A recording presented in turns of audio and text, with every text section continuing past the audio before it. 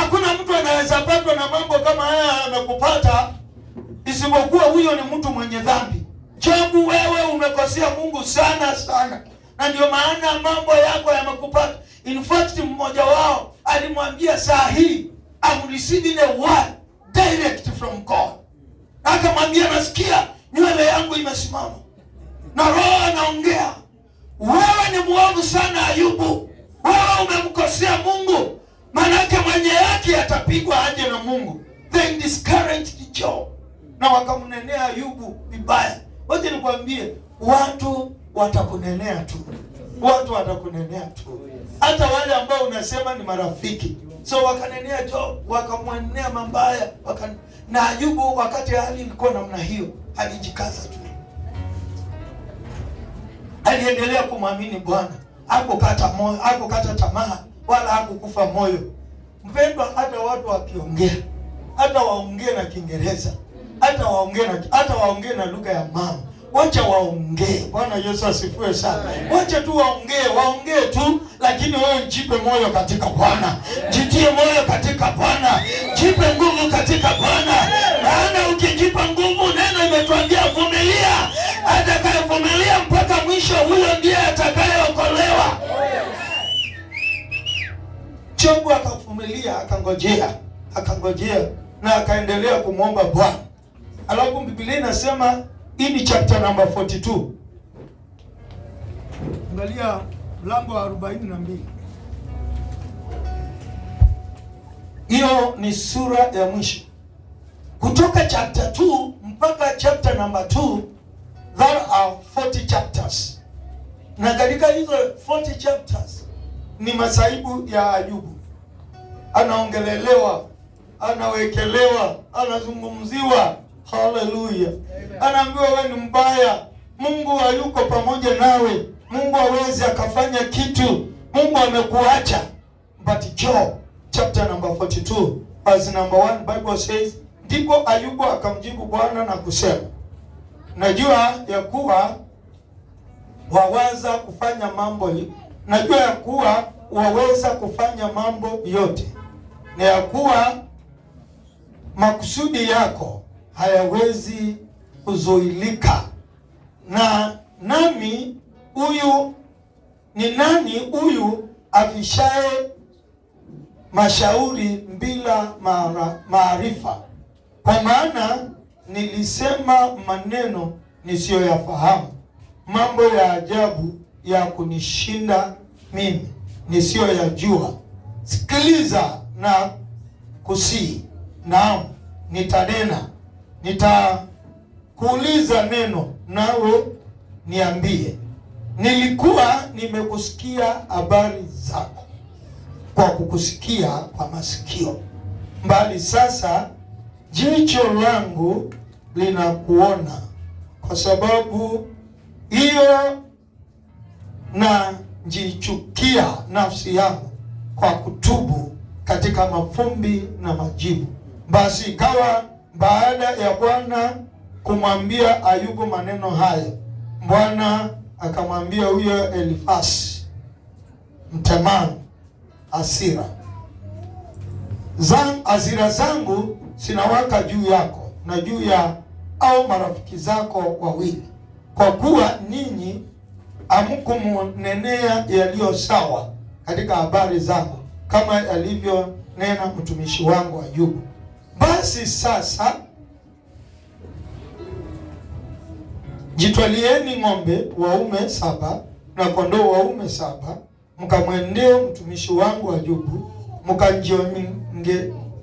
mkajisongezee sadaka ya kuteketezwa, na huyo mtumishi wangu Ayubu atawaombea nyinyi, kwa kuwa nitamuwaridhia yeye, nisiwatendee sawasawa na ufumbavu wenu, kwani nyinyi hamukunena maneno yaliyonyooka katika habari zangu, kama alivyonena mtumishi wangu Ayubu. Basi Elifasi, Temazi, Endadi, Shushi na Sofari Mahamathi wakaenda wakafanya kama vile Bwana alivyomwamuru, naye Bwana akawaridhia Ayubu. Kisha mstari wa 10 tusome. Kisha Bwana akaungeuza uteki wa Ayubu hapo alipowaombea marafiki zake. Bwana naye akampa Ayubu mara 2 kuliko hayo aliyokuwa nayo kwanza. Ndipo wakamwendea nduguye wote, waume kwa wake, na wote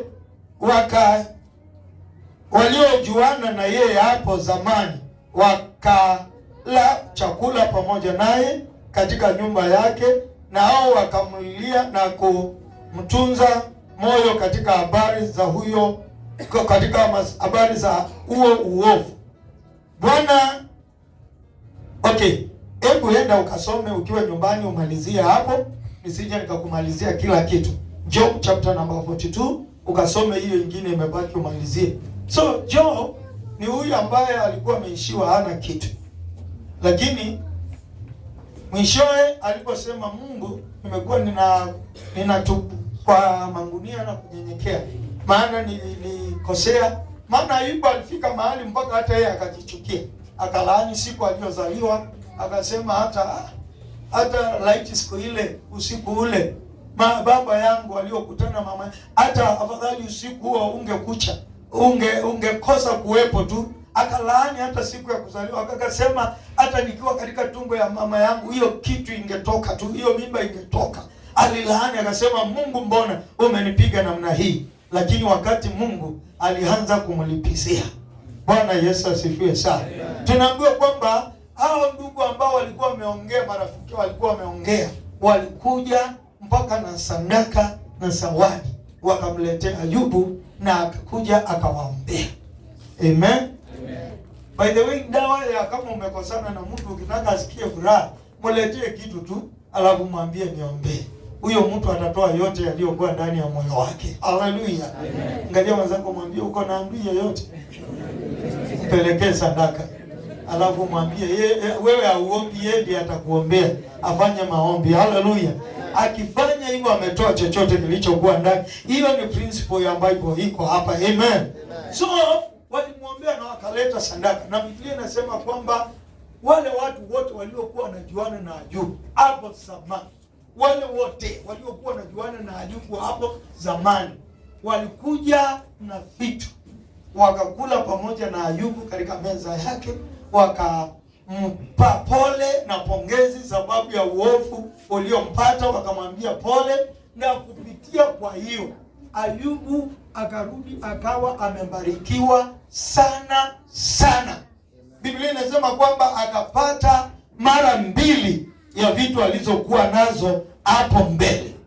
Bwana Yesu asifiwe sana. Na ni Mungu aliwalazimisha wale watu. Sikiza hapa, sio wao wanajileta, Mungu ndiye anawaongelesha. Aliongelesha wale marafiki na akaongelesha watu wote waliokuwa wanajuana na Ayubu, wakaleta vitu. Wanakuja wanakula na yeye. Naomba Mungu aanze kuongelesha watu kwa niaba yako. Mungu tu aanze kuongelesha marafiki zako. Wale watu ambao mnajuana na wao, Mungu aanze kuwaongelesha.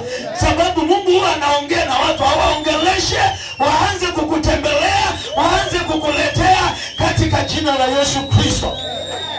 Na maana ndio ujue ni Mungu. Biblia inasema kwamba mpaka Mungu alibariki Ayubu maisha yake. Yule ugonjwa alizokuwa nazo zikaondoka, akapata mwili mwingine mpya, ngozi yake sasa ikawa laini kuliko vile ilivyokuwa na mbele. Samtupimbusi ulikuwa unaona, na uzee wingu kidogo ulikuwa unaona, kiharahara hizo zilizokuwa pale zikatoka, akawa amerudi kuwa yani mwanana, yani ukimwangalia unasema this is the man. Haleluya. Maana afya yake inarudi, maana Bwana amemrejesha. Isitoshe, Biblia inasema kwamba mpaka Mungu alimrudishia watoto wake. Ikawa katika mashariki ya usi hakuna wasichana warembo kama wale wa Ayubu. So wale wa kwanza walikuwa wameenda, walikuwa labda sura. Lakini sasa hao wengine walikuja. Bwana Yesu asifiwe sana. Wakawa hakuna wasichana wazuri katika nchi ile kama hao Ayubu na watoto. That is what God can do. And that is what I'm calling restoration. And today, leo hii ninapohubiri ujumbe huu, kuna watu walikuwa na mali zikaisha. Kuna watu walikuwa na mabiashara zikaisha. Kuna watu walikuwa na afya ikaondoka. Kuna watu walikuwa na pesa hawana tena. Kuna watu walikuwa na ng'ombe hawana tena. Kuna watu walikuwa na kitu hata kama ni kitu gani, na hiyo kitu iliondoka. Leo hii ninakuletea habari njema. Mungu huyu ambaye tunaleta hapa, Mungu ni Mungu wa urejesho, na imempendeza yeye kufanya urejesho. Alimrejesha Ayubu, na leo hii ni zamu yetu wana upendo. Mungu ametumana kwetu ili aturejeshe leo hii. Mungu ako na mpango wa kurejesha huyu mzee. Mungu ako na mpango wa kurejesha huyu mama. Mungu ako na mpango wa kurejesha huyu mwanarika. Ulikuwa na biashara, shetani akaiba. Leo hii tunatamka urejesho. Ulikuwa unakaa nyumba nzuri, mambo yakaharibika, hauko pale tena, ukahamia kanyumba ambao hautaki. Leo hii tunanena restoration. Leo hii tunanena restoration. Ulikuwa unafanya kazi, hata ulikuwa umepandishwa cheo, ulikuwa unapata pesa, lakini hujui nini iliendelea. Siku hizi unajaribu kupata pesa, huoni. Pesa imekuwa na nchi, imeanza kukukataa. Lakini nakuletea habari njema leo hii. Mungu wetu ni Mungu wa urejesho. Naomba akakurejeshie pesa, naomba akakurejeshie nyumba, naomba akakurejeshie ushindi. Kuna watu ambao walikuwa wanatembea wakiwa na afya, lakini hajui nini iliendelea. Siku ya leo badala ya kutembea akiwa mzima, anatembea na mandawa, amekuwa mgonjwa. Ninakuletea habari njema leo hii. Kuna Mungu ambaye anaweza akaleta restoration. Restoration ya uponyaji. Hautatembea tena na mandawa, hautaonewa tena, hautachekelewa tena.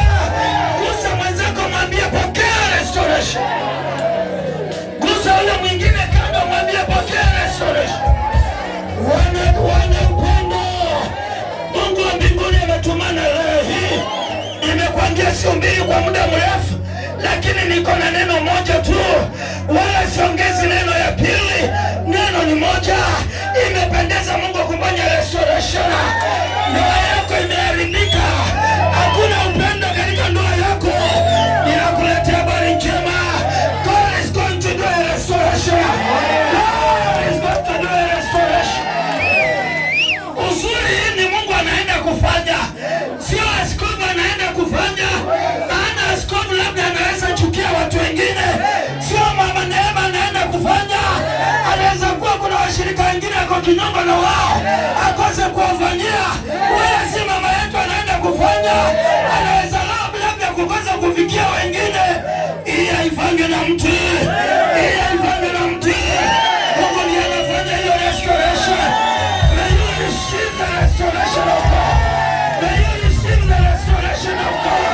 May you receive the restoration of God. Bwana arejeshe pesa yako. Bwana arejeshe afya yako. Bwana arejeshe nyumba yako. Na arejeshe maisha ambayo Mungu alikuumba kuishi. Ile hali ambayo shetani ametuweka, akafikiri tumeisha. Hata marafiki wakaanza kuongea, wakasema Ayubu ameisha. Alimkosea Mungu. Akasema Ayubu, hautaona ng'ombe tena, hautaona ngamia tena, hautaona pesa tena, hautaona mkate wa mlumbadi kwako tena. Utakuwa na kunywa chai ya tulungi, hautaweza kukopesha watu pesa, utakuwa unakopa. Walimcheka Ayubu, walimchekelea Ayubu. Hawakuwa wanajua mpango wa Mungu. Ndio maana mimi leo hii unaweza nicheka kwa sababu niko chini, lakini haujui hatima yangu. Haujui hatima yangu. Wewe haujui kesho yangu. Leo hii huenda nikawa niko chini, lakini Biblia inasema mwenye haki anaweza anguka mara 7, lakini bado nitasimama tena. Lakini bado nitasimama tena. Lakini bado nitasimama tena.